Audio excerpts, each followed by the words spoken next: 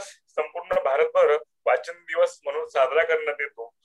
आपल्या शिवशक्ती कला वाणिज्य आणि विज्ञान महाविद्यालयाच्या ग्रंथालय व ज्ञान संसाधन केंद्राद्वारा या ठिकाणी आपण हा ऑनलाईन पद्धतीने झूम मीटवर हा दिवस या ठिकाणी साजरा करीत आहोत. या कार्यक्रमाचे अध्यक्षा डॉक्टर काळमेक मॅडम करतो. आजच्या या कार्यक्रमाचे प्रमुख मार्गदर्शक महाविद्यालयाचे इतिहास विभाग प्रमुख प्राध्यापक डॉक्टर चंद्रकांत सरदार सर या ठिकाणी आपले मार्गदर्शकाचे स्थान ग्रहण करतील अशी मी त्यांना विनंती करतो. आयक्वॅकचे कोऑर्डिनेटर डॉक्टर श्रीकांत सर या ठिकाणी उपस्थित आहे, बोलणार आहेत. त्यांचं सुद्धा मी या ठिकाणी स्वागत करतो. आणि आजच्या या कार्यक्रमाचे मुख्य संयोजक महाविद्यालयाचे ग्रंथालय आणि माहितीशास्त्र विभाग प्रमुख प्राध्यापक डॉक्टर संजय शेनमारे सर हे यांनी हा संपूर्ण कार्यक्रम आयोजित केलेला आहे. आपल्या सर्वांचं या ठिकाणी मी शब्द सुमनाने स्वागत करतो. आणि वेळेचं बंधन जे आहे ते पाळून अगदी कमी वेळामध्ये मी या ठिकाणी आपणास सांगू इच्छितो की केरळमधील एक शिक्षक श्रीयुत CN पैलकर यांच्या स्मृतीप्रीत्यर्थ हा दिवस जो आहे हा वाचन दिवस म्हणून संपूर्ण भारतभर साजरा करण्यात येतो. पैलकर यांना पुस्तक आंदोलनाचे पिता म्हणून संबोधण्यात येते. केरळमध्ये त्यांनी संपूर्ण हयातीमध्ये आपलं टीचिंग वर्क करून आपला पेशा सांभाळून ग्रंथालयासाठी गावोगाव फिरून त्यांनी क्रांती केली. पढो और बढो हा त्यांचा एक नारा होता. आणि त्यांनी आपल्या संपूर्ण आयुष्यामध्ये गावोगाव फिरून एक वाचन हे म्हणून त्यांनी संपूर्ण याच्यामध्ये 6000 गावामध्ये ग्रंथालय त्यांनी उभारलेली आहेत. असा हा पुस्तकाचा पिता म्हणून ज्याला संबोधलं जातं त्यांचा हा स्मृती दिन आहे. आणि तो या ठिकाणी आपण वाचन दिन म्हणून साजरा करत आहे. आपल्या सर्वांचं या ठिकाणी मी परत स्वागत करतो. मित्रांनो, या कार्यक्रमाचे जे आयोजक आहेत प्राध्यापक डॉक्टर संजय शेनमारे सर यांना मी विनंती करतो की त्यांनी या कार्यक्रमाचं प्रास्ताविक करावं. शेनमारे सर. धन्यवाद सर. कार्यक्रमाचे अध्यक्ष महाविद्यालयाच्या प्रभारी प्राचार्य डॉक्टर प्रतिभा काळमेक मॅडम, या प्रमुख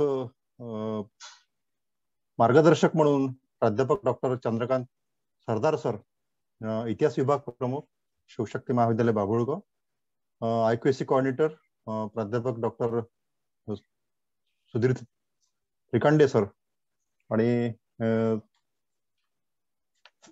लायब्ररी ऍडवायझरी कमिटीचे मेंबर प्राध्यापक डॉक्टर दिलीप खुपसे सर, आणि विद्यार्थी मित्र मैत्रिणींनो, हा दिवस केरळमध्ये अतिशय उत्साहात जवळपास 1968-86 पासून अतिशय उत्साहाने साजरा केला जातो.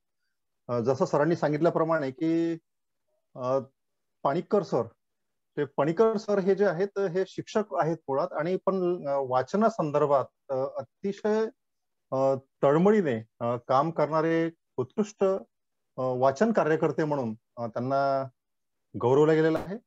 आणि त्यांच्या अथक प्रयत्नाने केरळमध्ये जे आज आपल्याला साक्षरतेच्या प्रमाणासाठी अत्युच्च साक्षरतेच्या प्रमाणासाठी केरळ प्रसिद्ध आहे आणि 1 नंबर आहे पूर्ण भारतामध्ये, यात कुठेतरी त्यांचा फार मोठा वाटा आहे, सिंहाचा वाटा आहे. आणि त्यांना आदरांजली म्हणून हा दिवस राष्ट्रीय लेवलला 2017 पासून माननीय पंतप्रधान मोदीजी यांनी याची मागच्या 2017 मध्ये राष्ट्रीय लेवलला याची सुरुवात केलेली आहे. पणिक्कर यांचा जन्म 1 मार्च 1909 मध्ये झाला आहे आणि त्यांचा मृत्यू 19 जूनला झाला आहे 1995 ला. त्यामुळे आपण हा दिवस साजरा करतो आहे. त्याचं अतिशय महत्वाचं स्लोगन जे होतं ते आहे की रीड अँड ग्रो. तुम्हाला जर वाढायचं आहे तर तुम्हाला वाचावंच लागेल. जो वाचेल तोच वाढेल. वाढेल इन द सेन्स की सर्व अँगलना. म्हणजे the national policy, educational policy 2020 has placed renewed emphasis on how to read, learn to read to learn, and underscore the critical role played by public school digital libraries towards this end. P.N. Panikkar Foundation has been a key contribution in this area. Panikkar यांचं एक मोठं, त्यांच्या जे काही चाहते वर्ग आहे त्यांनी एक मोठा त्यांचा फाउंडेशन उभं केलं आहे. आणि ते फाउंडेशन ग्रामीण लेवलला लहान, स्पेशली लहान मुलांमध्ये वाचनाच्या आवडी वाढण्यासंदर्भात अतिशय प्रयत्नशील आहेत आणि अजूनही आहेत. ग्रामीण परिसरात शिक्षणाचा, त्यातल्या त्यात लिटरसीचा, वाचन संस्कार संदर्भातला वेगवेगळ्या ऍक्टिव्हिटीज राबवतात. रिसर्च संदर्भात सुद्धा त्यांचं फाउंडेशन अतिशय महत्वाचं काम करते आहे आणि काही होतकरू संशोधकांना अनुदान सुद्धा देते आहे.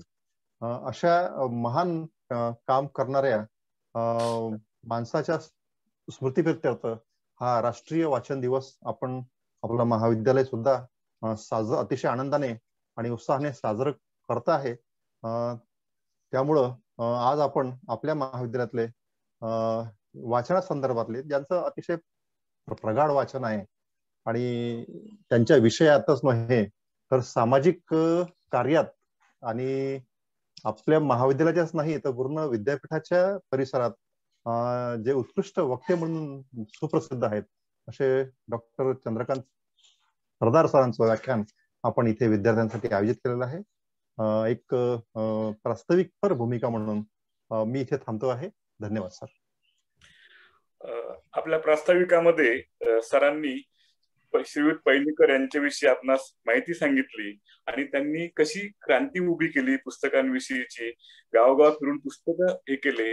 एवढंच नाही तर या त्यांची दखल घेऊन, कार्याची दखल घेऊन 21 जून 2004 मध्ये भारत सरकारने एक तिकीट त्यांच्यावर काढलेलं आहे. अशा जो समाजसेवक ज्याला म्हणू त्यांची पुण्यतिथी आणि या निमित्त महाविद्यालयाचे इंटरनल क्वालिटी अश्युरन्स सेलचे समन्वयक इंग्रजी विभाग प्रमुख प्राध्यापक डॉक्टर त्रिकंडे सर या ठिकाणी शुभेच्छापर आपल्याला मार्गदर्शन करतील, आपले विचार व्यक्त करतील थोडक्यात असे मी सरांना विनंती करतो. त्रिकंडे सर. सर्वांना नमस्कार. आज आपण या ठिकाणी वाचन दिन साजरा करण्यासाठी एकत्र आलेलो आहे ऑनलाईन. आणि आपल्या सर्वांना खुपसे सरांनी दिलेल्या कल्पनेप्रमाणे आज पुथुवाईल नारायण पणिक्कर हे अतिशय एक जबरदस्त असे लायब्ररी चळवळीतलं एक प्रख्यात व्यक्तिमत्व, ज्यांना आपण father of the library movement म्हणून ओळखतो.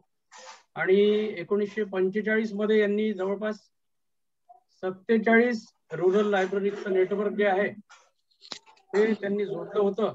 आणि 2004 मध्ये खुपसे सरांनी सांगितल्याप्रमाणे त्यांच्या नावे इंडियन गव्हर्नमेंटनी पोस्टाचं एक तिकीट सुद्धा एक रिलीज केलं होतं. तर असे हे थोर असं व्यक्तिमत्व जे आहे, या व्यक्तिमत्वास प्रथम एक अभिवादन करतो आणि थोडस एक मनातला एक विचार मांडतो. आपली फॅमिलीच आहे, परवानगी असेल तर थोडस एक मी फोन लावणार होतो पण खुपसे सरांशी एक सल्ला मसलत करतो, आपण चर्चा करायला हरकत नाही.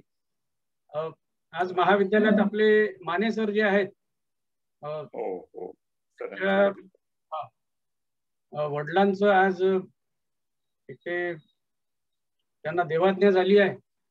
तर त्या निमित्ताने आपण त्यांचं सुद्धा या क्षणी पहिले सगळे मिळून स्मरण करू आणि त्यांना सुद्धा आपण एक विनम्र श्रद्धांजली आपल्यातर्फे आपण अर्पित करू आणि या कार्यक्रमाला आपण सुरुवात करू. तर आज सर्वप्रथम आपल्या लायब्ररी अँड इन्फॉर्मेशन सायन्स डिपार्टमेंटचे आयोजक डॉक्टर शेतपारे सर आपल्या महाविद्यालयाच्या प्राचार्य माननीय डॉक्टर प्रतिभा कांबळे मॅडम, आजचे वक्ते प्राध्यापक डॉक्टर चंद्रकांत सरदार सर, या कार्यक्रमाचे सूत्रसंचालक डॉक्टर दिलीप खुपसे सर आणि सर्व उपस्थित विद्यार्थी मित्र आणि बंधू भगिनींनो, तर आज या कार्यक्रमाची जी सुरुवात झालेली आहे या बाबतीत मला थोडक्यात एवढंच म्हणायचं की हा जो वाचन दिन आहे या बाबतीत थोडस आपल्या मनात एक गोंधळ निर्माण होऊ शकतो. आपल्याला माहिती आहे की 15 ऑक्टोबरला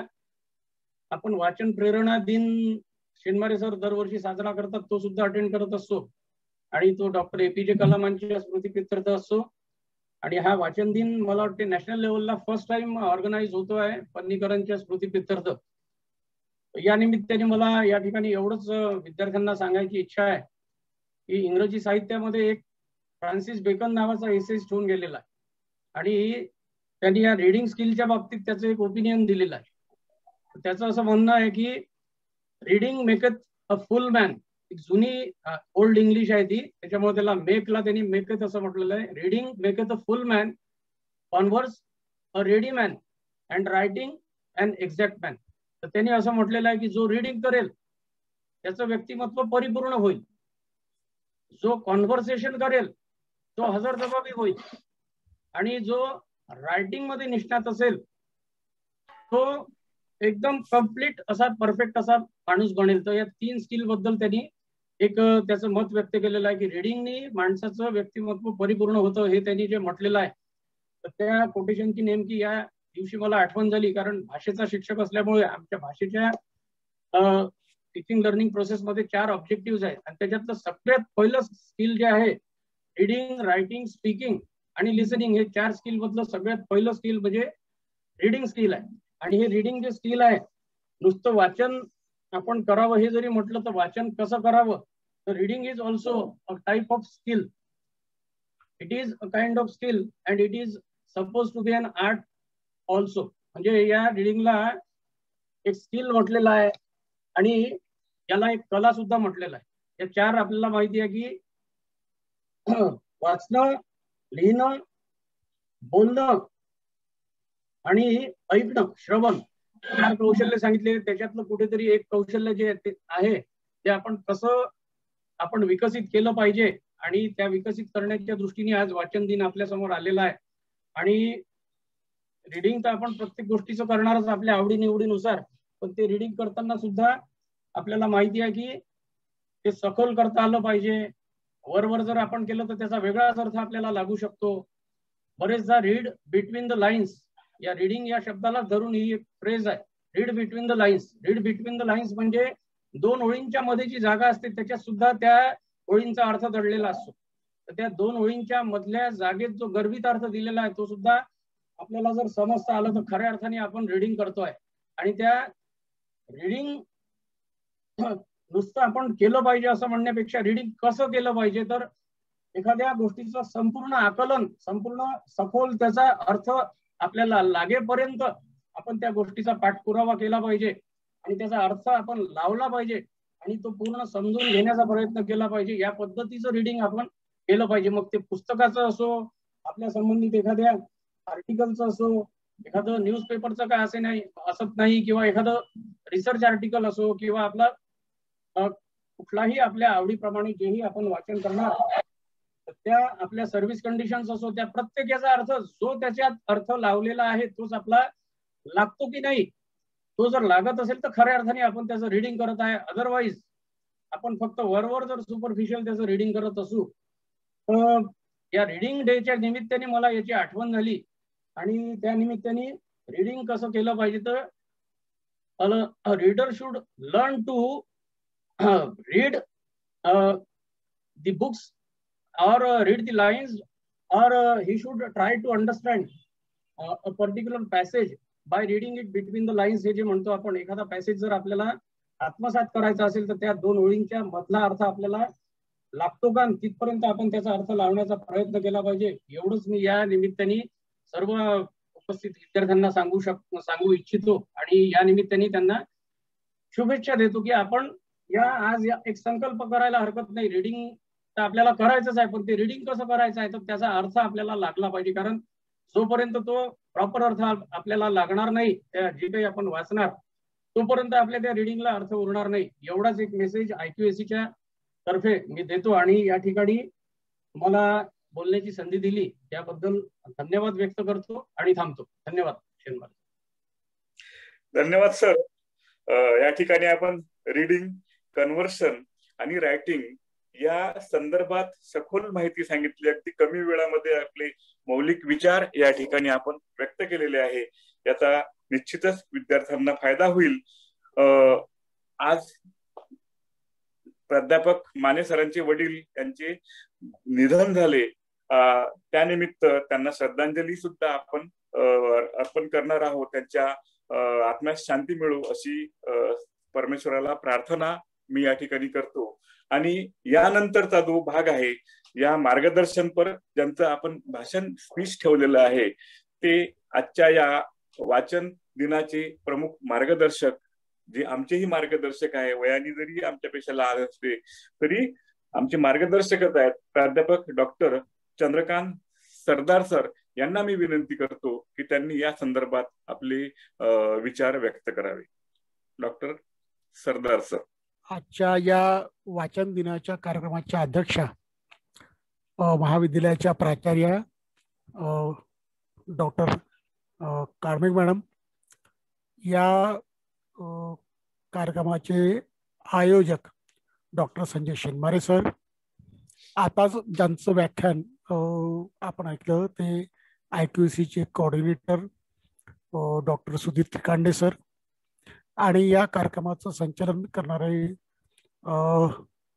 डॉक्टर खुपसे सर, यासोबत उपस्थित असलेले सर्व विद्यार्थी आणि विद्यार्थिनींनो, आपण गेल्या 1.25 वर्षापासून असंच स्क्रीनवर एकमेकाशी बोलत आहोत.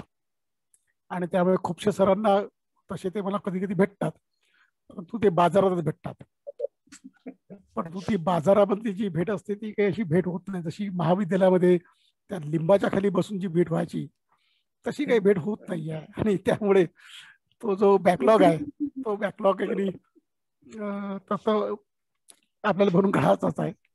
तर विद्यार्थी बंधूंनो, आपण ही आभास जो कार्यक्रम आयोजित केला, खरं तर शेनमारे सरांचे खऱ्या मनापासून आभार मानले पाहिजे, धन्यवाद दिले पाहिजे त्यांना, की या पॅन्डेमिकच्या कालखंडामध्ये अत्यंत चांगल्या विषयावरती आपल्याशी संवाद साधण्याची एक संधी त्यांनी उपलब्ध करून दिली. आजकाल माणसं बोलतच नाहीत. खरं तर माणसांमधलं जे संवाद आहे हा संवाद आता कमी होत चाललेला आहे. आणि जो काही होत आहे तो ऑकेजनली होत आहे किंवा निमित्त मात्र होत आहे. आपण ज्याला कृत्रिम म्हणतो. परंतु या कृत्रिम स्थितीला, या कृत्रिम अवस्थेमधून बाहेर काढण्याचं काम शेनमारे सरांनी केलं. आणि त्यामुळे तुमच्याशी संवाद साधण्यासाठी जी संधी मला उपलब्ध करून दिली त्याबद्दल मी पहिल्यांदा त्यांचं म्हणजे आयोजकांचं अभिनंदन करतो. आणि 2 गोष्टी पुन्हा तुमच्या समोर मांडल्या पाहिजे. त्यातली पहिली एक गोष्ट की पन्नीकर सरांना विनम्र अभिवादन करतो की त्यांनी केरळच्या परिस्थितीमध्ये, केरळमध्ये वाचनाची संस्कृती उभी करण्याचा त्यांनी प्रयत्न केला. दुसरी अजून एक गोष्ट या निमित्ताने आपल्यासमोर की आजच माने सरांच्या वडिलांचं निधन झालं आणि त्यामुळे त्यांच्या स्मृतीला मी विनम्र अभिवादन करतो. अजून एक महत्वाची गोष्ट तुमच्याशी शेअर केली पाहिजे की ती महत्वाची गोष्ट यासाठी की ती आनंदाची गोष्ट आहे की आपल्या महाविद्यालयाच्या नव्याने प्रभारी का होणार पण प्राचार्य म्हणून ज्यांनी हा पदभार स्वीकारला आणि त्यांच्या करिअर मधला हा पहिला कार्यक्रम आहे. आणि त्यामुळे त्यांच्या प्राचार्य या पदाच्या करिअरला आपण सर्वजण मनापासून हार्दिक शुभेच्छा देऊ. आम्ही तुमच्या सोबत खांद्याला खांदा लावून उभं राहू हे अभिवचन देतो आम्ही सर्वांच्या वतीनं. आणि त्यामुळे हे महाविद्यालय नक्कीच योग्य दिशेला जाईल, योग्य पद्धतीचं कार्य करेल एवढा विश्वास नाही तर आत्मविश्वास सुद्धा मला आहे. आणि म्हणून या निमित्ताने कार्मिक मॅडमचं मनापासून अभिनंदन करतो की त्यांनी चांगली एक जबाबदारी आमच्यासाठी स्वीकारली. आणि आता मी माझ्या विषयाला थोडा सुरुवात करतो. मी फक्त 20 मिनिटं बोलेल आणि या 20 मिनिटामध्ये जे काही 2-4 मुद्दे मला तुमच्याशी शेअर करायचे आहेत ते मी करेल. खुपसे सर खरं तर ते माझे मोठे बंधू आहेत. जीवनाच्या अनेक म्हणजे ज्यावेळेस आम्ही फाटके होतो त्यावेळेला त्यांच्यासोबत जीवनाचे दुःख ज्याला असं म्हणतात की शेअर केले आहेत. त्यामुळे माझे ते मार्गदर्शक तेच आहेत. मी त्यांचा मार्गदर्शक होऊ शकत नाही. तर ते त्यांचं मोठं पण आहे की त्यांनी मला मार्गदर्शक म्हटलं. खरं तर तेच मार्गदर्शक आहेत. जीवनाच्या अनेक भट्ट्या तुम्हाला विद्यार्थ्यांना आता वाचनाच्या संदर्भामध्ये तुमच्यासोबत मला चर्चा करायची आहे. तर पहिल्यांदा एक गोष्ट तुम्हाला सांगितली पाहिजे की ही की पणीकर ज्या स्टेटमधून आले, केरळमधून, आणि या केरळमध्ये आज आपण करोनाच्या पॅन्डेमिक स्थितीमध्ये सारं जग यावेळेला ज्याला असं म्हणा की बस सफर होत चालला आहे. त्यामध्ये भारत हा जो स्टेट आहे, या भारत हा हे जे देश आहे हा किती मोठा देश आहे. तर लोकसंख्येचा विचार केला तर युरोप, अमेरिका, कॅनडा या देशांची लोकसंख्या जेवढी आहे तेवढी लोकसंख्या एकट्या भारताची आहे. 130 कोटीची लोकसंख्या अप्रॉक्सिमेटली भारताची आहे. अजून सेन्सेस बाहेर यायचा आहे आणि त्यामुळे जुनी लोकसंख्येचा आपण अंदाज घेतो. एक्झॅक्ट लोकसंख्या आजही आपल्याला माहित नाही आहे. तर एवढ्या मोठ्या देशाच्या आतमध्ये पॅन्डेमिकच्या कालखंडामध्ये आपण सर्वांनी पाहिलंय की फार सेकंड वेव्ह मध्ये तर फारच आपली दैना झाली. किती माणसं आपल्याकडची आसपासची गेलीत. आणि या स्थितीमध्ये एक स्टेट मात्र बाकीच्या पेक्षा सुरक्षित राहिलं होतं. खरं तर ते स्टेटमध्ये पहिल्यांदा करोना आला होता. करोनाचा पेशंट जो आला होता तो केरळमध्ये आला होता पहिल्यांदा. आणि मग त्यानंतर त्यांनी जे उपाययोजना केल्या आणि या उपाययोजनामध्ये सेकंड वेव्ह मध्ये खरं तर पहिल्या वेव्ह मध्ये त्यांना जास्त सफर झाले होते, पण सेकंड वेव्ह मध्ये ते सफर झाले नाहीत. त्याचं कारण मला असं वाटतं, हे कारण काय असेल तर तिथचे राज्यकर्ते चांगले होते, तिथली यंत्रणा चांगली होती असं नाही आहे. महाराष्ट्राच्या मानानं केरळ एकदम लहान देश आहे, एक स्टेट आहे आणि तिथली लोकसंख्या आपल्या मानानं लहानच आहे, परंतु त्याच्याकडे साधनं सुद्धा कमी आहेत. महाराष्ट्राच्या मानानं साधनं कमी आहेत, पण तरीही ते पॉवरफुल, ते त्याला सफर जास्त झाले नाही. त्याचं कारणच हे होतं की त्यांच्याकडच्या लोकांची साक्षरतेचं प्रमाण जे आहे ते सर्वात जास्त आहे. सर्वात जास्त ते म्हणजे केरळमधल्या जर एखाद्या टॅक्सी ड्रायव्हरला जर विचारलं तरी तो टाइप्स ऑफ इंडिया वाचतो. त्यांच्या जर ड्रायव्हर असेल, रेल्वेचा ड्रायव्हर असेल, तोही टाइप्स ऑफ इंडिया वाचतो. आणि त्याचा इथचा जो गार्ड असतो तो सुद्धा टाइप्स ऑफ इंडिया वाचतो. म्हणजे त्यांच्याकडची वाचन संस्कृती ही अत्यंत प्रगल्भ आहे. आणि त्यामुळेच त्यांच्याकडे नॉलेज, कोरोनाच्या विरोधातलं जे नॉलेज होतं, कोरोनाच्या संदर्भातलं जे नॉलेज होतं त्यांच्याकडे पट्ट पोहोचलं, लवकर पोहोचलं. आणि त्यामुळे त्यांच्याकडे अवेअरनेस आली आणि अवेअरनेस आल्याच्यामुळे ते सेकंड वेव्ह मध्ये ते कॉन्शियस राहिलेत आणि त्याच्यानंतर त्यांनी ओव्हरकम केलं. म्हणजे वाचन संस्कृती जी असते, वाचन केवळ तुमचं आमचं म्हणजे पुस्तकं वाचणं नसतं. वाचनाचा जो प्रकार आहे, वाचनाच्या संदर्भामध्ये असं मत मांडलं जातं केवळ पुस्तकं वाचणे म्हणजे वाचन नाही. गुलशन नंदाच्या कादंबऱ्या वाचणे म्हणजे काही पुस्तकं नसतात. रानूच्या कादंबऱ्या वाचणे म्हणजे काही पुस्तकं नसतात. किंवा की नाही आसपासच्या चटकपटक कथा वाचणे म्हणजे काही वाचन नसतं, तो टाइमपास असतो. खरं तर वाचन म्हणजे काय, तर वाचन म्हणजे ज्ञान मिळवणे. ज्या पुस्तकातून, ज्या वृत्तपत्रातून, ज्या वेगवेगळ्या क्षेत्रातून, मग तो आता नवीन पद्धतीने आपण विचार करू की इंटरनेट मधून माहिती मिळत असेल, तुला व्हॉट्सअप मधून मिळत असेल, किंवा अजून इंस्टाग्राम मधून मिळत असेल, किंवा ट्विटर मधून, सो मेनी असे फॅक्टर असतील.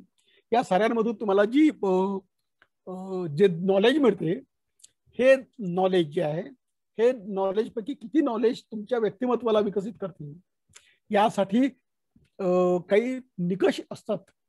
आणि त्या निकषामध्ये जर ते वाचन बसत असेल, ते जर येत असेल, तर आपण त्याला असं म्हणू की ते वाचन केलेलं आहे. अन्यथा बाकीच्या गोष्टी ज्या आहेत त्या वाचनाच्या संदर्भामध्ये आपण घेऊ शकत नाही. जास्तीत जास्त ते आपल्याला असं म्हणू की बाबा ते आपल्याला काही ध्यान आपल्यावर पोहोचवते, परंतु ती आपलं व्यक्तिमत्व घडवते काय, तर मला असं वाटतं की ते नाही. जे ज्ञान तुमचं व्यक्तिमत्व घडवते त्याला, त्या ज्ञानाला किंवा त्या वाचनाला आपण वाचन म्हणू. बाकी जो टाइमपास असतो तो असा तो भाग जो आहे तो वाचनाच्या मध्ये आपण बसवणार नाही. मुख्य आपल्याकडे मुद्दा हा आहे की वाचनाचं काय महत्व असेल. वाचनाचं हे महत्व आहे की दोन माणसाचं उल्लेख मी केला पाहिजे. त्यातला एक उल्लेख त्रिकांडे सरांनी ऑलरेडीच केलेला आहे की ते जे होते फ्रान्सिस बेकनने असं म्हटलेलं आहे वाचनाच्या संदर्भामध्ये की वाचन व्यक्तीला परिपूर्ण करत असते.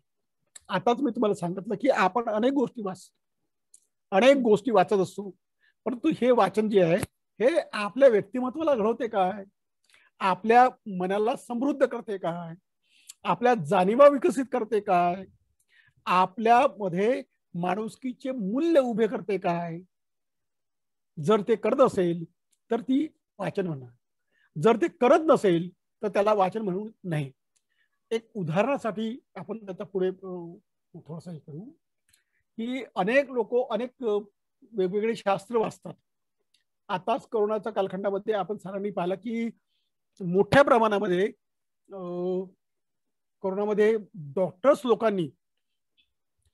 लोकांनी सामान्य माणसाच्या अज्ञानाचा, भीतीचा किंवा त्यांच्याकडे ज्याला असं म्हणतो किंवा त्यांच्याकडे असंघटितपणा असल्यामुळे किंवा त्यांना त्या गोष्टीची पुरेपूर जाणीव नसल्यामुळे आणि शासन आणि प्रशासन व्यवस्था त्याच्या पाठीमागे उभी नसल्यामुळे मोठ्या प्रमाणामध्ये आपल्या देशातल्या डॉक्टरांनी सामान्य माणसाचं प्रचंड आर्थिक शोषण केलं. ते ज्ञानी नाहीत काय, त्यांनी वाचलं नाही काय, त्यांनी वाचलं. त्यांच्या क्षेत्रामध्ये ते तज्ञ आहेत, त्यांच्या क्षेत्रामध्ये ते निपुण आहेत, आणि तरीही सामान्य माणसांच्या अज्ञानाचा फायदा घेत, सामान्य माणसांच्या अडचणीचा फायदा घेत त्यांनी मोठ्या प्रमाणामध्ये शोषण केलं. इथं एक गोष्ट स्पष्ट केली पाहिजे की ज्या डॉक्टरांनी जनतेच्या पाठीमागे उभे राहिलेत, पेशंटला योग्य पद्धतीने मदत केली, त्यांचा मनापासून आभार मानतो. परंतु ज्या डॉक्टर्स लोकांनी सामान्य माणसांचं शोषण केलं त्यांच्या संदर्भामध्ये आपण नक्की बोललं पाहिजे. त्यांच्याकडे नॉलेज नव्हतं काय, होतं. त्यांच्याकडे सारी इन्फॉर्मेशन नव्हती काय, होती. परंतु या इन्फॉर्मेशनचा उपयोग त्यांनी आपल्या स्वतःच्या स्वार्थासाठी केला. आणि म्हणून असं वाचन करणारी, असं व्यक्तिमत्व हे समृद्ध व्यक्तिमत्व नाही होत. आणि म्हणून वाचनात मध्ये काय वाचलं पाहिजे याच्यावरती आपण सर्वात शेवटी बोलू. तर ही अशी माणसं जी असतात ही केवळ वाचतात आपल्या स्वार्थासाठी, ती परिपूर्ण माणसं नसतात. आणि म्हणून बेकन असं म्हणतो की व्यक्ती परिपूर्ण जो होतो, वाचन माणसाला परिपूर्ण करते. आणि असं जर त्याच्याकडे जर ज्ञान गेलं नाही, त्याला सन्मान, त्याला असं म्हणतो की त्याचं व्यक्तिमत्व घडवणारं नॉलेज गेलं नाही, तर ते एक कल्ली होऊ शकते. या संदर्भामध्ये मला अजून एका माणसाचे उल्लेख म्हणजे आठवण होते. बर्टोल्ड रसेल नावाचा युरोपातला एक मोठा तत्ववेत्ता होऊन गेला दुसऱ्या महायुद्धाच्या कालखंडामध्ये. आणि बर्टोल्ड रसेलाने एक अत्यंत चांगला एक निबंध लिहिला त्यावेळेस, त्या कालखंडामध्ये लिहिला होता, नॉलेज अँड विजडम. नॉलेज आणि विजडम मध्ये त्याने असं म्हटलं की बाबा, जर तुमच्याकडे ज्ञान असेल आणि ज्ञान असूनही जर तुमच्याकडे सत्सद्विबुद्धी नसेल, नैतिकता नसेल, तर तुम्ही तुमच्या ज्ञानाचा दुरुपयोग करू शकता. त्याचं हे एक उदाहरण होतं. समजा तुमच्याकडे ज्ञान आहे, परंतु हे ज्ञान जर तुम्ही तुमच्या स्वार्थासाठी वापरत असाल तर तुम्ही नॉलेज आहे तुमच्याकडे, बट नॉट विजडम. तुमच्याकडे नैतिकता नाही आहे, तुमच्याकडे सत्सद्विबुद्धी नाही आहे. आणि त्यामुळे असं एकाकी पण असलेलं लोकांचं ज्ञान हे परिपूर्ण होत नाही. आणि म्हणून आपल्या देशातल्या अनेक लोकांच्याकडे डिग्र्या आहेत, त्यांच्याकडे ज्ञान आहे, पण ते समाजाच्या काहीच कामाचं नाही. आणि ही मोठी शोकांतिका आपल्या देशाची. आपल्या देशामध्ये क्रांती का झाली नाही? आपल्या देशामध्ये भ्रष्टाचार का आहे? आपल्या देशामध्ये मोठ्या प्रमाणामध्ये दारिद्र्य का आहे?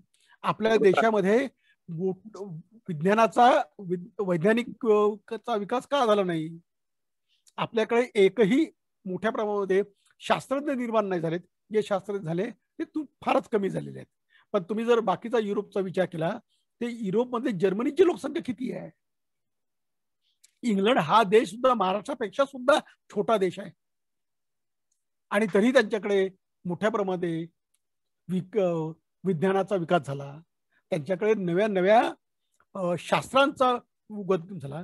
ग्रीक नावाचा देश अत्यंत छोटा देश आहे. ग्रीक आहेच किती मोठा, परंतु पहिली फार्मास्युटिकल्स ज्याला असं म्हणतो किंवा एन्सायक्लोपीडिया कोणी उभा केला तर ग्रीकांनी उभा केला.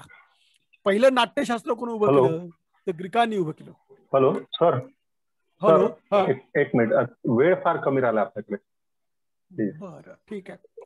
तर प्लीज.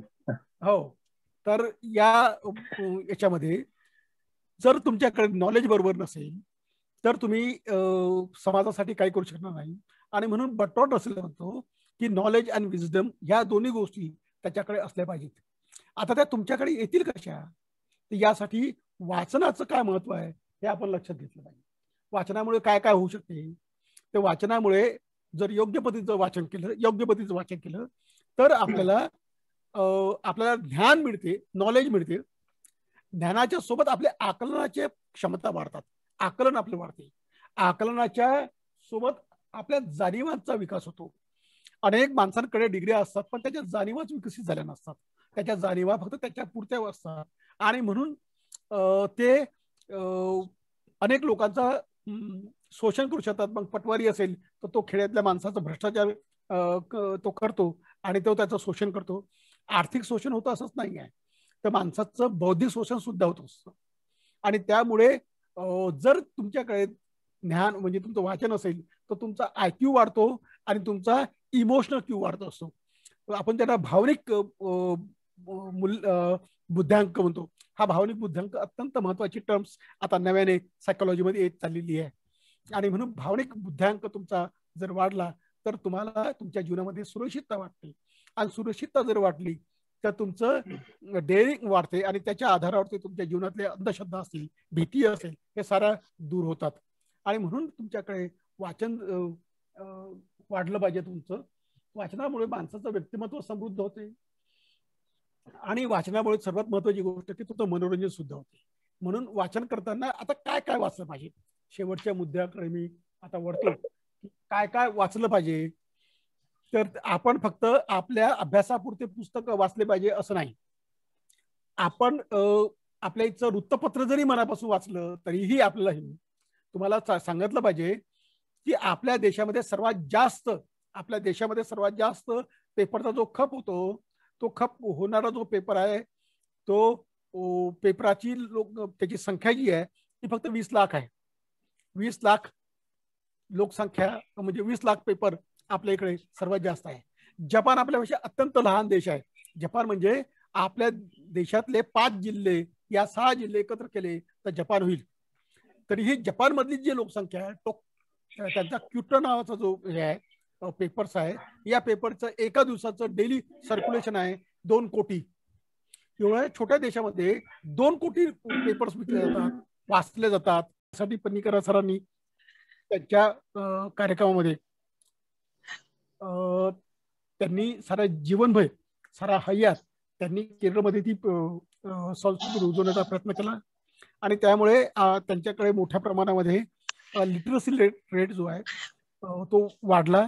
आणि त्याचा परिणाम हा झाला की आज ते छोटस स्टेट हे मोठ्या प्रमाणात स्ट्रॉंगली ते उभं आहे.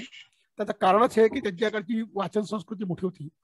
आपल्याकडच्या संस्कृतीचं मी तुम्हाला सांगितलं की जपानमध्ये एक छोटासा देश असूनही 2 कोटी त्यांच्या पेपरचं सर्क्युलेशन असते आणि आपल्या तर 20,000 सर्क्युलेशन सर्वात जास्त आहे. आणि याच्या पाठिंबाचं कारणच हे की आपल्याकडे जी वाचन संस्कृती आपल्याकडे नाही. आपल्याकडे जी संस्कृती आहे, आपल्याकडे जी संस्कृती जी आहे ती संस्कृती आपल्या सर्वांना माहिती आहे की आपल्याकडे जी संस्कृती वाचनाची संस्कृतीच नाही. वाचूच दिलं नाही लोकांना, आणि वाचत असाल तर खबरदार.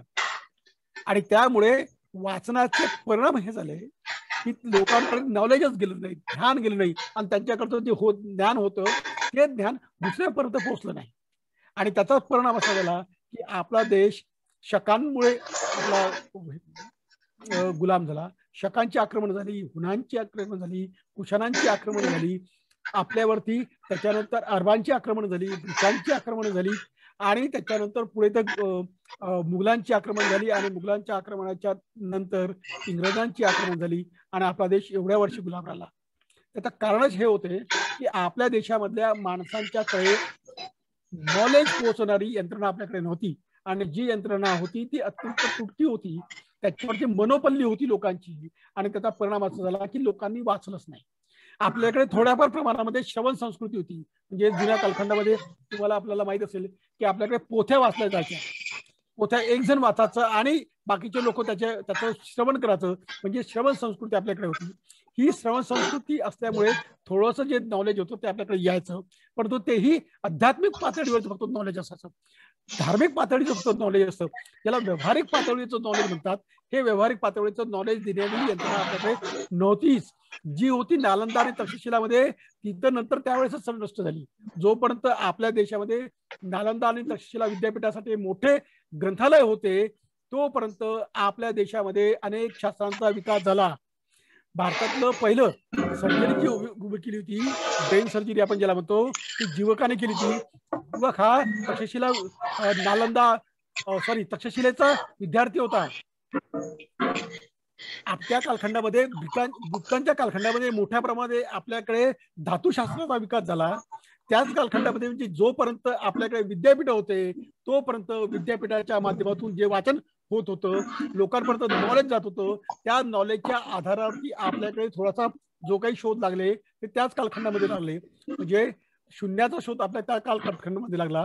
त्याच कालखंडामध्ये आपल्याकडची मोठ्या प्रमाणात वैदिक शास्त्रामध्ये विकास झाला, आपल्याकडे धातुशास्त्रामध्ये विकास झाला, आपल्याकडे रंगाच्या शास्त्रामध्ये विकास झाला. त्याच्यामुळे मोठ्या प्रमाणामध्ये जो विकास झाला तो लायब्ररीच्या म्हणजे वाचनाच्या अनुषंगाने झाला. आणि त्याच्यानंतर ती नष्ट झाली, आणि नष्ट झाल्याच्या नंतर आपल्याकडे बॅड पॅच आपल्याकडे आला. आपण ज्याला डार्क एज म्हणतो, हे डार्क एज त्याच्यानंतर सुरू झालं, आणि त्याचा परिणाम असा झाला की आपण सातत्याने गुलाम होत गेलो. गुलामाच्या वाचनाच्या अनुषंगाने आपण भित्रे होत गेलो, आणि आपल्या समाजामध्ये अनेक अंधश्रद्धा, रूढी, परंपरा उभ्या झाल्यात. याच कालखंडामध्ये आपल्याकडे मोठ्या प्रमाणामध्ये महिलांचं शोषण व्हायला लागलं. म्हणून आपल्याकडे याच कालखंडामध्ये, या बॅड पॅच या कालखंडामध्ये, ब्लॅक एज ज्याला म्हणतो, या कालखंडामध्ये बालविवाह पद्धती मोठ्या प्रमाणात विकसित झाली होती. याच कालखंडामध्ये आपल्याकडे सती प्रथा मोठ्या प्रमाणात वाढली होती. सती प्रथा नव्हती पूर्वी असं नाही, परंतु त्याचा प्रमाण जे मोठ्या प्रमाणात वाढलं. म्हणजे आपल्याकडच्या वाचन संस्कृती नष्ट झाली, वाचनाचं प्रमाण कमी झालं, आणि त्यामुळे समाजामध्ये अनेक रूढी परंपरा निर्माण झाल्यात. आणि म्हणून आपल्याला जर विकास करायचा असेल, आपल्याला जर विकसित व्हायचं असेल, तर आपल्याकडची वाचन संस्कृती वाढवली पाहिजे. एकदा शरद जोशी अमेरिकेला गेले होते, आणि शरद जोशीने एका गावाला भेट दिली. त्या गावाची लोकसंख्या 400 असेल, म्हणजे आपल्या गावात, आपला गिमोना जेवढं गाव आहे एवढं गाव ते असेल. त्यांनी ते लिहून ठेवलं त्यांनी की त्या गावामध्ये मी ज्यावेळेस त्या लोकांना विचारलं की तुम्ही तुमच्याकडे जी ही इन्फॉर्मेशन आहे, जे नॉलेज आहे शेतीच्या संदर्भामध्ये, ही इन्फॉर्मेशन तुम्हाला कुठून मिळते? कारण आमच्या गावातल्या शेतकऱ्याला तर त्याच्याकडे नवीन बियाणं कोणतं आलं हे जर त्याला विचारत तो त्या कृषी उत्पन्न म्हणजे कृषी केंद्रावर विचारते का आलं नवीन, द्या मग तसं. म्हणजे तो त्याच्यावरती डिपेंड असतो, त्याला काहीच माहित नसते की याचं नेमकं जर्मिनेशन कसं झालेलं आहे. आणि त्यांना जे दिलं ते घेते आणि तो पेरते, आणि मग नंतर तो फसतो. असं आपल्याकडे शेतकऱ्याची स्थिती आहे. शरद जोशी असे म्हणाले की बघ, तुम्ही आधुनिक शेती करता, तुमच्याकडे नॉलेज कुठून आलं? तर त्यावेळेस तिथले त्या माणसाने घेऊन गेला, आणि 400 लोकसंख्या असलेल्या गावामध्ये लायब्ररी किती मोठी असावी, तर त्यांच्याकडची लायब्ररी होती 20,000 पुस्तकांची. एका छोट्याशा खेड्यामध्ये 20,000 पुस्तकं होते. याचा अर्थ हा होता की त्या ठिकाणचे लोक वाचत होते, त्या पुस्तकाचा युटिलाइज होत होता. वाचन संस्कृती जर असेल तर तुमची आर्थिक विकास होऊ शकतो, तुमचा सांस्कृतिक विकास होऊ शकतो, तुमचा नैतिक विकास होऊ शकतो, तुमचं व्यक्तिमत्व विकसित होते. आणि म्हणून वाचनाचं अत्यंत महत्व आहे. जर हे वाचाल तर शेवटचं वाक्य तुम्हाला माहित असेल की बाबासाहेब आंबेडकर म्हणाले की वाचाल तर वाचाल. वाचाल तर वाचाल म्हणजे काय, तर वाचल्याल तर तुम्ही पुढे टिकाल. या कॉम्पिटिशनच्या स्थितीमध्ये, यावेळेस जागतिकीकरणाच्या स्थितीमध्ये जर तुम्ही वाचाल, जर नॉलेज मिळवाल. आता यापुढे असं राहिलं नाहीये की एखाद्या माणसाकडे खूप संपत्ती आहे म्हणून तो श्रीमंत, असं नाही होणार आहे. ज्याच्याकडे नॉलेज जास्त असेल तो श्रीमंत होणार आहे. म्हणजे पुढचं नॉलेज इरा येणार आहे. आणि अशा नॉलेज इराच्या कालखंडामध्ये जर आपण वाचन आपलं वाढवलं, आपण जर वाचन योग्य पद्धतीनं केलं तर आपण टिकू, अन्यथा टिकणार नाही. शेवटचा एक मुद्दा मांडतो आणि थांबतो. तुम्ही विद्यार्थी असल्यामुळे विद्यार्थ्यांसमोर एक गोष्ट सांगितली पाहिजे की असं पोरांना वाटत असते की आता आम्ही शिकत आहोत तर यावेळेस फक्त आपण कुठची पुस्तकं वाचावेत, तर आपण फक्त की नाही यावेळेला अभ्यासक्रमाच्या पुरती पुस्तकं वाचावेत. कारण जर दुसरी पुस्तकं वाचले तर आपला वेळ जाईल आणि आपलं तिकडे लक्ष डायव्हर्ट होईल, आणि हे लक्ष डायव्हर्ट होईल तर आपल्या शिक्षणावरती त्याचा परिणाम होऊ शकतो. अशी एकंदर भीती साऱ्या विद्यार्थ्यांमध्ये जवळपास आहे. काही सन्माननीय अपवाद आहेत, पण अशी जी स्थिती आहे असं वाटणाऱ्या विद्यार्थ्यांना मी सांगितलं पाहिजे की माझा एक मित्र जो आहे तो प्रॉक्टर अँड गॅम्बलचा यावेळेला एक्झिक्युटिव्ह आहे आणि तो अमेरिकेत आहे. तो अमरावतीचा पोरगा, मी ज्यावेळेस त्याला विचारलं की तो बी झाला आणि अमेरिकेमध्ये त्याचं जेव्हा सिलेक्शन झालं तो अमेरिकेला जाणार आहे, आपला मित्र अमेरिकेला जाणार आहे, तर आम्हाला पुरच आनंद म्हणजे एकदम अभिमान वाटत होता की यावेळेस निशिकांत हा आता अमेरिकेला जाणार आहे. तर आम्ही त्याला विचारलं की बाबा तू काय कोणाला रे, आता तुला अमेरिकेला जायचं या दरम्यान तू काय कोणाला, तर त्यावेळेस त्याच्या हातात एक पुस्तक होतं. निशिकांत हा मुंबईच्या अत्यंत मोठ्या याच्यामध्ये शिकलेला होता. त्यावेळेस तो मेरिट आला होता आणि मेरिट आल्याच्या नंतर तो IIT पवईला तो शिकला होता आणि तो अमेरिकेला जाणार होता. हा असलेला पोरगा जो आहे अमेरिकेमध्ये जाणारा पोरगा, IIT मध्ये शिकलेला पोरगा, त्यावेळेस काय वाचत होता, तर त्यावेळेस तो उपरा कादंबरी वाचत होता. मी त्याला म्हणतो की बरं निशा तू हे काय वाचून आला, तो म्हणाला तुला काय वाटलं की मी IIT करत असताना मी सारे दलित साहित्य वाचलं. मी IIT करत असताना त्यावेळेचे अनेक कादंबऱ्या वाचल्या. त्याच्याकडे एवढ्या कादंबऱ्या होत्या, त्या कादंबऱ्या त्यांनी वाचून काढल्या होत्या. म्हणजे शिवाजी सावंताची कादंबरी असेल की त्यावेळेची पानगड कादंबरी असेल विश्वास पाटलांची, किंवा या सोबतच्या अनेक कादंबऱ्याचा अभ्यास तो करायचा. म्हणजे एका मेरिट असणारा पोरगा, अमेरिकेमध्ये जाणारा पोरगा, IIT पवईचा विद्यार्थी असलेला पोरगा मराठी वाङ्मय सुद्धा वाचत होता. यासोबत अनेक शास्त्रांचा अभ्यास त्याने केला आणि त्यामुळेच त्याचं व्यक्तिमत्व ते विकसित झालं आणि म्हणून अमेरिकेसारख्या अत्यंत स्पर्धात्मक क्षेत्रामध्ये तो टिकला आणि आजही तो टिकून आहे. म्हणून विद्यार्थ्यांना मी सांगितलं पाहिजे की असं डोक्यातून हे काढून टाका की आपल्या अभ्यासक्रमाच्या पलीकडे वाचलं तर आपल्या शिक्षणावर दुष्परिणाम होतो. उलट तुमच्या जीवनाला आधार मिळतो, तुमच्या व्यक्तिमत्वाचा विकास होतो. आणि म्हणून चौफेर वाचा, जे वाटेल ते वाचा. म्हणजे तुमचं शास्त्र वाचा, शास्त्राच्या सोबत शास्त्र बेसिकली वाचा. म्हणजे अनेक पोरं केमिस्ट्रीचे असतात आणि केमिस्ट्रीचा शब्द नेमकं कुठून आला, केम म्हणजे काय आणि मिस्ट्री म्हणजे काय तर पोरांना माहित नसते. ते ग्रीकांमधून आलेला आहे. ग्रीकांनी काय झालं, इलेक्ट्रॉनिक हा जो शब्द आहे हा कुठून आला, हा इटलीतून आलेला आहे. याचे सोर्सेस कुठून वाचणार तुम्ही, आणि म्हणून तुम्ही बेसिकली वाचलं पाहिजे. तुमच्या शास्त्राच्या संदर्भामध्ये बेसिकली नॉलेज तुमच्याकडे असते पाहिजे. पहिल्यांदा आपलं शास्त्र कुठून आलं, कसं विकसित झालं, त्याचा काय उद्देश आहे, हे जसं तुम्ही वाचाल तसं तुमची त्या विषयावरची निष्ठा आणि या विषयावरचं प्रेम तुमचं वाढत जाईल आणि तुमचा आत्मविश्वास वाढेल. आणि म्हणून वाचताना चौफेर वाचा, तुमच्या विषयाचं वाचा, विषयाच्या अनुषंगाने आसपासचंही वाचा, समाज वाचा, समाजाचे प्रश्न वाचा. समाजाचे 1000 प्रश्न आहेत. आणि सर्वात वाईट गोष्ट आपल्या देशातली की आपल्या देशातला बुद्धिवंत वर्ग या प्रश्नांपासून दूर आहे.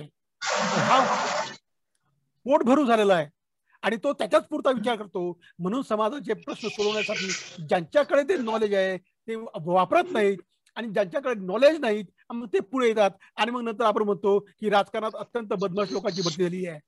का भरती झाली? कारण आपल्या देशातला शिकला सवरला बुद्धिवंत वर्ग हा सामान्य माणसांच्या प्रश्नांच्यासाठी रस्त्यावर उतरत नाही. आणि मग जे रस्त्यावर उतरतात त्यांना मग आपण नुसतं शिव्या देतो किंवा आपण ज्याला असं म्हणतो की नाव बोट ठेवतो. हे याला बोलतात कुपमंडुली वृत्ती.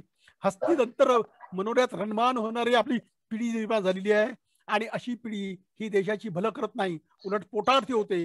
अशा पोटार्थीच्या वाचण्याने असं पोटार्थी तुम्ही होऊ नये, तुम्ही समाजाचे आधारस्तंभ व्हावे आणि म्हणून चौफेर वाचा, म्हणून साऱ्या बाजूने वाचा.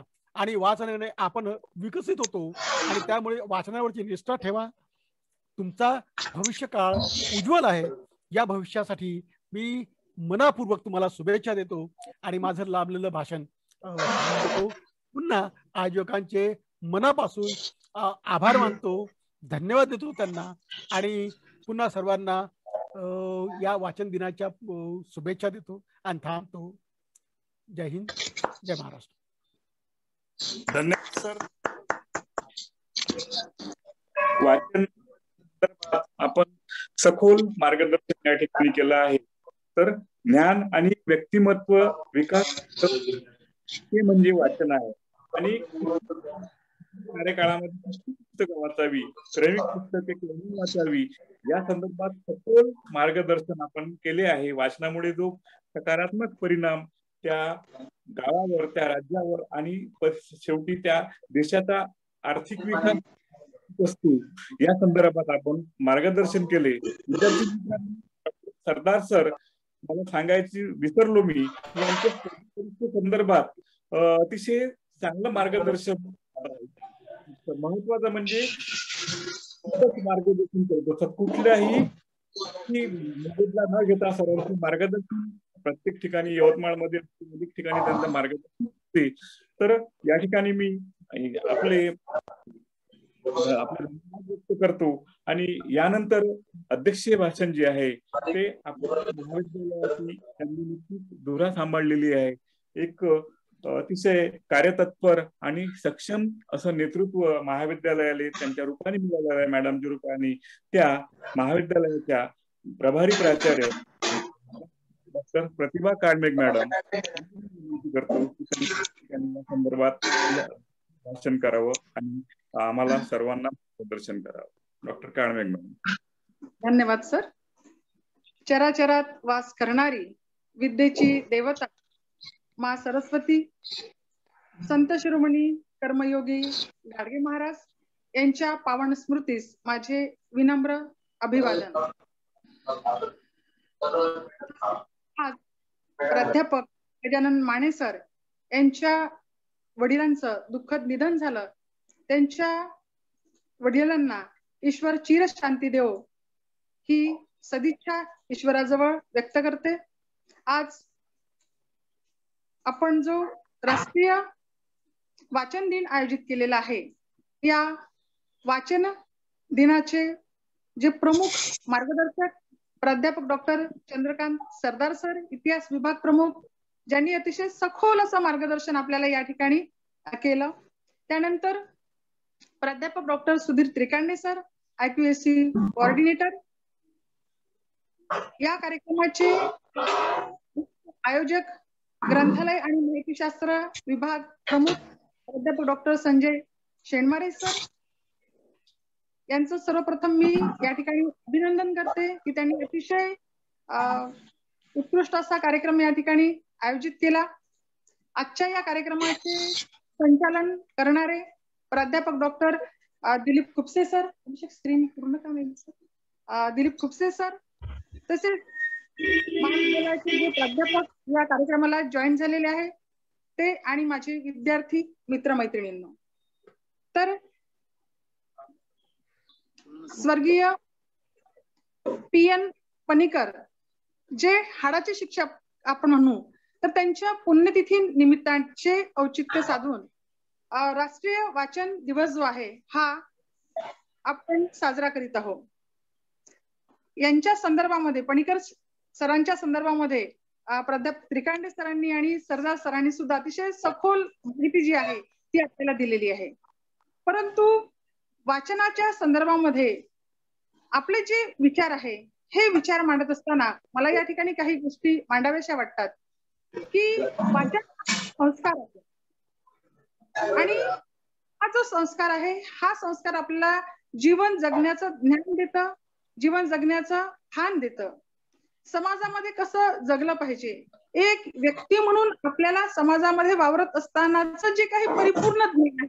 कारण या ठिकाणी फ्रान्सिस बेकनचा उल्लेख जो आहे हा सर्वांनी केला की पुस्तकं माणसाला परिपूर्ण घडवतात. परिपूर्ण व्यक्तिमत्वाचा धनी जर आपल्याला स्वतःला व्हायचं असेल तर आपण चांगलं साहित्य वाचलं पाहिजे. दर्जेदार जे साहित्य आहे हे दर्जेदार साहित्य वाचलं पाहिजे, कारण दर्जेदार साहित्य आपल्याला आत्मविश्वास देतात.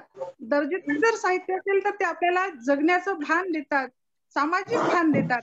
या ठिकाणी प्राध्यापक डॉक्टर चंद्रकांत सरदार सरांनी डॉक्टरांचं जे उदाहरण दिलं तर ते जे उदाहरण आहे हे या ठिकाणी पुन्हा मला मांडावं असं वाटतं की ज्या डॉक्टरांविषयी बोलवले की कोरोना काळामध्ये ज्या डॉक्टरांनी अतिशय गरीब आणि अज्ञानी लोकांचं जे शोषण केलेलं आहे ते का झालं तर तो जे शिकला हे फक्त परीक्षार्थी म्हणून शिकला किंवा त्यांनी फक्त जे ज्ञान संपादन केलं ते मला माझ्या विषयामध्ये एक चांगला नॉलेज मिळावं म्हणून केलं, परंतु त्यासोबतच जर त्यांनी सामाजिक भान आणि जगण्याचं भान देणारं जे वाचन आहे उच्च दर्जाचं ते जर साहित्य त्यांनी वाचलं असतं तर त्याच्यामध्ये एका डॉक्टर सोबत एक चांगला माणूस जो आहे तो माणूस सुद्धा त्यामध्ये घडला असता आणि मग त्यांनी हा विचार कधीही केला नसता. तर अशा पद्धतीने आपण चांगलं जर वाचलं तर आपले विचार जे आहे हे विचार प्रगल्भ होतात, समृद्ध होतात. कारण आपण बघतो की आपल्या शरीराला जगण्यासाठी, वाढण्यासाठी, पोषणासाठी अन्नाची गरज असते. तसंच आपलं जे मानसिक स्वास्थ्य आहे, आपलं जे बौद्धिक स्वास्थ्य आहे हे जर आपल्याला सुदृढ करायचं असेल, आपले विचार जर मजबूत करायचे असेल तर त्यासाठी किंवा मानसिक स्वास्थ्याच्या जडणघडणीसाठी आपण चांगलं वाचलं पाहिजे. म्हणजे बौद्धिक खाद्यान्न जे आहे या बौद्धिक खाद्यान्नातून आपलं जे मानसिक स्वास्थ्य आहे हे मानसिक स्वास्थ्य निर्माण होत असतं आणि म्हणून चांगल्या दर्जाचं साहित्य आपण वाचलं पाहिजे.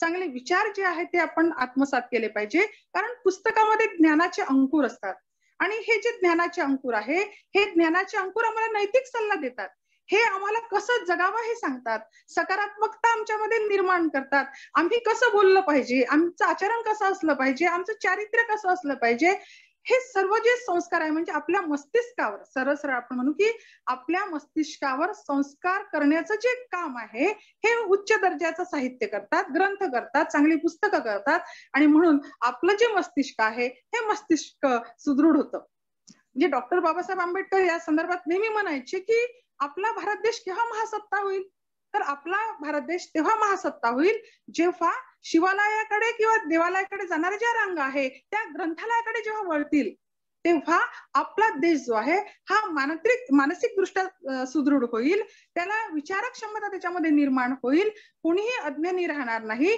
आणि जर अज्ञानी माणूस राहिला नाही तर त्याची जग फसवणूक करणार नाही, कोणीही फसवणूक करणार नाही. आणि म्हणून ग्रंथालय जे आहे त्या ग्रंथालयाकडे आपले पावले वळली पाहिजे आणि म्हणून ते नेहमी म्हणायचे की पुस्तक वाचनाने मस्तक सुधारतं आणि जर तुमचं मस्तक सुधारलं तर सुधारलेलं मस्तक हे कोणासमोरही नतमस्तक होत नाही आणि म्हणून आपण चांगलं साहित्य वाचलं पाहिजे. आपली बौद्धिक जी भूक आहे ही बौद्धिक भूक आपण पुस्तकाच्या वाचनाने भागविली पाहिजे. चांगल्या साहित्यातून तुम्हाला सकारात्मक विचार मिळतात, एक नवीन दृष्टी मिळते, एक नवीन दिशा त्यातून मिळते आणि म्हणून आपण ग्रंथाला नेहमी गुरु असं मानतो.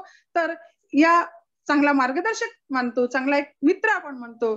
तर हा मार्गदर्शक, हा मित्र, हा गुरु म्हणजे आपले ग्रंथ आहेत आणि म्हणून आपण रोज वाचलं पाहिजे. आपण बराच वेळ टीव्ही बघतो, आज आपण पाहतो की युट्यूबवर जरी गेलं तर अनेक सुंदर वाचनीय असे लेख आहे, अनेक पुस्तकं त्यावर आहे, ते आपण वाचलं पाहिजे. आपण ठरवून दिलं पाहिजे की रोज मला निदान काही नाही तर मी दिवसभरात 1 तास 2 तास जे काय आहे ते चांगलं साहित्य जे आहे हे चांगलं साहित्य वाचील की ज्यातून मला चांगले विचार जे आहे ते चांगले विचार मला आत्मसात करता येईल आणि माझ्यामध्ये नीतिमूल्य जे आहे, जीवनमूल्य जे आहे, जगण्याचं भान आहे, सामाजिक भान आहे हे मी माझ्यामध्ये रुजवील आणि जे विचार माझ्याजवळ आहे ती माझ्या समाजामध्ये पेरण्याचा सुद्धा मी या ठिकाणी विचार करील. कारण पुस्तकाचं जग हे अथांग आहे, विशाल आहे, त्याला मर्यादा नाही. अमर्याद असं ज्ञान जे आहे हे अमर्याद असं ज्ञान आपल्याला पुस्तकांमधून मिळतं. जगाच्या कान्याकोपऱ्यातलं ज्ञान जर आपल्याला पाहिजे असेल, जगाच्या पाठीवरचं कोणत्याही देशाची संस्कृती आपल्याला माहिती करून घ्यायची असेल, कोणत्याही देशाचा आपल्याला भूगोल, इतिहास किंवा जे काही असेल ते सगळं ज्ञान जर आपल्याला कुठे मिळत असेल तर हे सगळं ज्ञान आपल्याला पुस्तकांमधून मिळतं. आणि म्हणून या पुस्तकामध्ये अख्खं जग जे आहे हे सामावलेलं आहे, विज्ञान सामावलेलं आहे, समाजातील जे विविध विचार आहे हे सामावलेले आहे. आणि म्हणून आपलं वाचन जे आहे हे चौफेर वाचन आपलं असलं पाहिजे. आणि म्हणून बौद्धिक भूक भागवण्यासाठी वाचन संस्कार, वाचन संस्कृती जी आहे ती आपल्यामध्ये रुजविणं हे आपलं आद्य कर्तव्य आहे. आणि म्हणून हा जो वाचन संस्कार आहे हा संस्कार प्रत्येक विद्यार्थ्यांनी आपण स्वतःमध्ये रुजविण्याचा प्रयत्न या दिवसाच्या निमित्ताने केला पाहिजे. की आजचा जो वाचन दिवस आहे त्या वाचन दिनाचं जे औचित्य आहे ते औचित्य साधून आपण एक आज निर्धार केला पाहिजे की मी रोज चांगलं साहित्य वाचेल आणि माझे चांगले जे विचार आहे ते चांगले विचार मी त्या साहित्यातून आत्मसात करेल. असा एक निर्धार जर आपण आज केला तर आजच्या या कार्यक्रमाचं आपल्याला जे आउटपुट आहे किंवा आजच्या कार्यक्रमाची ती फलश्रुती राहील. आणि म्हणून प्रत्येक विद्यार्थ्यांनी आपल्या मध्ये वाचन संस्कार हा रुजवावा. कारण वाचन संस्कारांनी आपला बौद्धिक विकास होतो आणि मानसिक विकास जो आहे तो होत असतो. तर अशा पद्धतीने हा जो या ठिकाणी कार्यक्रम जो आहे तो कार्यक्रम अतिशय चांगल्या पद्धतीने आयोजकांनी आयोजित केला. यामध्ये अतिशय चांगले विचार प्राध्यापक डॉक्टर चंद्रकांत सरदार सरांनी मांडले, त्यानंतर प्राध्यापक डॉक्टर सुधीर त्रिकांडे सरांनी सुद्धा मांडले. प्रास्ताविकातून जी भूमिका आहे ही सुद्धा अतिशय सखोल पद्धतीने शेनमारे सरांनी या ठिकाणी व्यक्त केली. आणि असेच विचार विविध कार्यक्रमांमधून विद्यार्थ्यांनी घ्यावेत. त्यानंतर प्राध्यापक डॉक्टर चंद्रकांत सरदार सरांनी सुद्धा या ठिकाणी थोडं म्हणजे धन्यवाद अभिनंदन केलं. सर जी काही भूमिका मला महाविद्यालयामध्ये दिलेली आहे त्या भूमिकेला मी पुरेपूर जसं तुम्ही मला अभिवचन दिलं तर मी सुद्धा या ठिकाणी अभिवचन देऊ शकते की जी काही जबाबदारी मला दिलेली आहे ती जबाबदारी मला जितक्या सकारात्मक पद्धतीने, जितक्या चांगल्या पद्धतीने मला मांडता येईल, करता येईल, जितका न्याय त्या भूमिकेत मला देता येईल तो न्याय देण्याचा मी पुरेपूर प्रयत्न मिळालेला जो काही आपला छोटासा काळ असेल त्याच्यामध्ये देण्याचा प्रयत्न करील असा विश्वास मी या ठिकाणी सर्वांना देते. आणि सरांनी या ठिकाणी मला अध्यक्षीय स्थान दिलं, बोलण्याची संधी दिली त्याबद्दल मी या ठिकाणी त्यांचे पुनश्च आभार व्यक्त करते आणि माझ्या शब्दांना विराम देते. धन्यवाद मॅडम. या ठिकाणी अतिशय सुंदर विचार आपण व्यक्त केले, मौलिक विचार या ठिकाणी व्यक्त केले की वाचनामुळे माणूस घडतो, दर्जेदार साहित्य आपण वाचलं पाहिजे आणि या वाचनाचा सकारात्मक परिणाम व्यक्तीच्या व्यक्तिमत्वावर होत असतो. सकारात्मक विचार जर केले, सकारात्मक जर आपण या ठिकाणी चांगल्या दर्जेदार साहित्य जर वाचन केलं तर एक माणूस म्हणून आपण पुढे जाऊ शकतो. बौद्धिक आणि याच्या स्वास्थ्यासाठी, मानसिक स्वास्थ्यासाठी वाचन अतिशय आवश्यक आहे. अशा प्रकारचे विचार या ठिकाणी मांडलेत. विद्यार्थ्यांचं आणि आमचं सर्वांचं मनोबल या ठिकाणी आपण वाढवलं.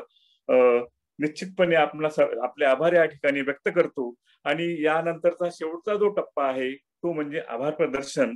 तर या वाचन दिनाच्या निमित्तानं या ठिकाणी हा जो कार्यक्रम या ठिकाणी आयोजित केला तर या कार्यक्रमाच्या अध्यक्षा महाविद्यालयाच्या प्राचार्य डॉक्टर प्रतिभा काळमिक मॅडम या ठिकाणी आपण उपस्थित झाला ऑनलाईन पद्धतीने आणि आपण आम्हाला मार्गदर्शन केलं त्याबद्दल महाविद्यालयाच्या वतीने आपल्या या ठिकाणी आणि महाविद्यालयाच्या ग्रंथालय आणि माहितीशास्त्र विभागाच्या वतीने या ठिकाणी मी आपले आभार व्यक्त करतो. आजच्या या कार्यक्रमाचे प्रमुख मार्गदर्शक महाविद्यालयाचे इतिहास विभाग प्रमुख प्राध्यापक डॉक्टर चंद्रकांत सरदार सर, आपण सुद्धा अतिशय चांगले विचार व्यक्त करून विद्यार्थ्यांना प्रेरित केलं, विद्यार्थ्यांना अभिप्रेरित केलं त्याबद्दल या ठिकाणी आपले आभार व्यक्त करतो. महाविद्यालयाच्या आयकॉकचे कोऑर्डिनेटर आणि महाविद्यालयाचे इंग्रजी विभाग प्रमुख प्राध्यापक डॉक्टर सुधीर त्रिकांडे सर, या ठिकाणी आपण सुद्धा आपले विचार व्यक्त केले त्याबद्दल तुमचे या ठिकाणी आपले आभार व्यक्त करतो. आणि या कार्यक्रमाचे जे मुख्य संयोजक आहे डॉक्टर संजय शेनमारे सर, अतिशय चांगल्या पद्धतीने या कार्यक्रमाचं आयोजन केलं, त्याबद्दल तुम्हाला पुढील कार्यक्रमासाठी शुभेच्छा देतो. आणि या संदर्भामधला महत्वाचा जो घटक आहे जो म्हणजे विद्यार्थी, हे सर्व विद्यार्थी उपस्थित झाले. महाविद्यालयातील प्राध्यापक सुद्धा या ठिकाणी या कार्यक्रमाला आभासी पद्धतीने उपस्थित झाले. त्याबद्दल आपणा सर्वांचे महाविद्यालयाच्या वतीने आभार मानतो. आणि मला या ठिकाणी सूत्रसंचालन करण्याची आणि आभार प्रदर्शन करण्याची आपण संधी दिली त्याबद्दल आयोजकाचे आभार मानतो आणि थांबतो. धन्यवाद.